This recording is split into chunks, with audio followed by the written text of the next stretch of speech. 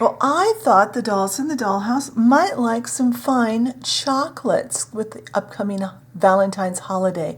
Stay tuned and see how fun and easy these are to make.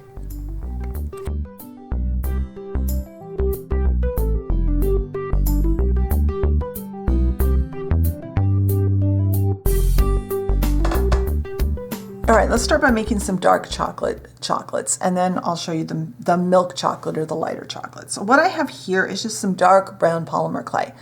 This is, I believe, Primo in Burnt Umber, but all the major clay brands have a dark brown. Now, it's not straight dark brown. I mixed in a little less than an equal part of translucent. That did two things. Number one, this clay was really stiff and it was really hard to work with because it had been sitting in my clay stash for quite some time. And secondly, once it's baked and finished, it doesn't look as chalky with the translucent in it as it does normally. The dark colors can look kind of chalky. So I've also made or printed off a piece of graph paper. This is 8 squares to the inch. There's free printable graph paper online, or you can buy some at the office store. It's up to you. I'm going to stick this on here. In fact, I don't need anywhere near that much, so we're just going to make a couple. And this is a craft stick. I have 2 of them. Single thickness of craft stick. 1 on each side of my clay. That way when I roll it out, you've seen me do this before if you've watched the videos before.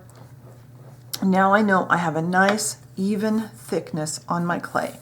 I don't have high and low spots. I'm going to attempt to cut this straight without getting my head in your way. The idea of the graph paper is we can line our knife up to cut nice straight lines if you can put your head directly above it so that you can line it up. And I don't know why there's a dog barking outside. So I'm going to cut a strip and then I'm going to push up. I'm going to pull this piece off to the side because we're just going to work with this piece. Now line it back up and put it at whatever angle you need so that you can see what you're doing. And it will be easier for you not doing this on camera because you won't have to keep your head out of the way. Keep it lined up with the lines on the graph paper and cut 1/8 inch squares of this. And now we have some square chocolates. I'll do more off camera, and I've already done a few off camera, but we'll do more. So we have a whole pile of chocolates. Now let's make some round chocolates. So I've got that same piece of clay. In fact, let's re-roll it just to make sure I didn't mess up the thickness, the evenness of the thickness when I pulled it off that paper. There, now I know for sure it's nice and even. I have a piece of plastic wrap from the kitchen. I've used this a couple of times already, so I'll have to find a spot on here that I haven't used. I'm going to lay that over my clay nice and smoothly. It doesn't have to be pulled super tight, but you don't want a bunch of wrinkles. And I have a cocktail straw. Push down, all the way down, and twist. You do need to twist it a couple of times. Now don't go too close to the one you just did. Move over a bit to cut the next one. And the next one. And what this does, well, it does 2 things. The plastic wrap allows that to not get stuck in the straw, but also, and I don't think I can get a look at it on the video, but I will have photographs over on the blog post. We'll do my best to get a good picture. But we have a flat bottom and a domed top on our little chocolate. So that's how we make the little round ones. I'll move those to my tray when I get done.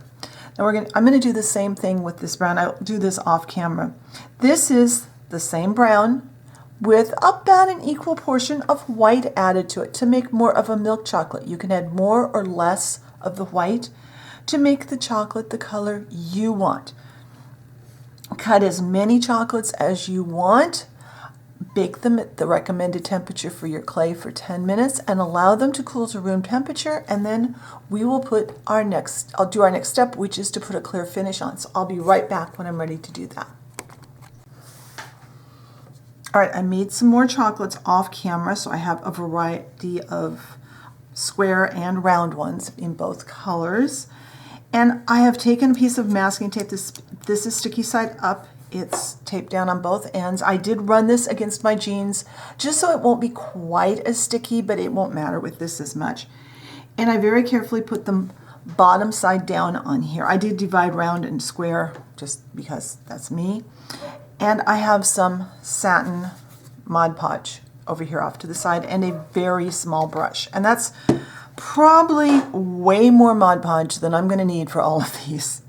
But it was the smallest amount I could pour out.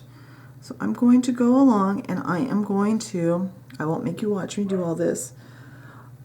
I am going to coat each of these with a very light coat of satin Mod Podge. Keeping in mind when you're putting Mod Podge on anything, but especially polymer clay, that thicker coats tend to remain sticky sometimes. Not always, but sometimes. I find that if I am very careful to put a very thin coat on, that doesn't very often happen. If it does, you can simply go back and put an additional coat, let it dry. Let it cure completely, dry for 2 or 3 days. If it's still remaining sticky or tacky, go ahead and try another very, very thin coat. Just the thinnest coat you can possibly brush on, and usually that will control the tackiness. If all else fails, you can always coat it with a matte Mod Podge, which will still have a little bit of glow, just not as much. Because the shinier the Mod Podge, the glossier, the more of a stickiness situation you may end up with. So I am going to turn the camera off. I'm going to very carefully paint all of these with one coat of Mod Podge. I'm going to let it dry completely, and then when it's dried completely, we'll come back and we'll put these onto some of these onto a tray and get a better look at them. So I'll be right back. All right, our little candies have dried, and for this video, I'm just going to set them onto this little wooden board that I've got, this little wooden round. But just to let you know, I have been filming, along with this one, a candy box, which will go up tomorrow morning. So the Sunday video this week will be a candy video, and I will I will try to remember to come back and link that one into the iCards on this one after it goes up. I can't do it until after it goes up though. So here we go. We just have some cute little candies for the dolls. They can celebrate Valentine's Day or any time of year. I mean, a box of chocolates is always a good thing. So I hope you enjoyed today's video. Let's see if I can get you down. I wonder where we are. Whoops, can we focus? It focused pretty well there. I would not display these loose on something like that. If I was going to put them loose, I would put them into a bowl. But like I said, come back tomorrow. We'll make a candy box and we'll put them into that.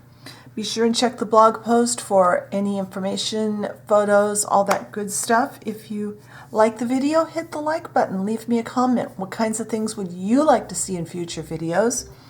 If you enjoyed my content and haven't subscribed, be sure and hit that subscription button and the notification bell so you know when I put up a new video. Thank you very much for watching today, and I will talk to you next time. Bye.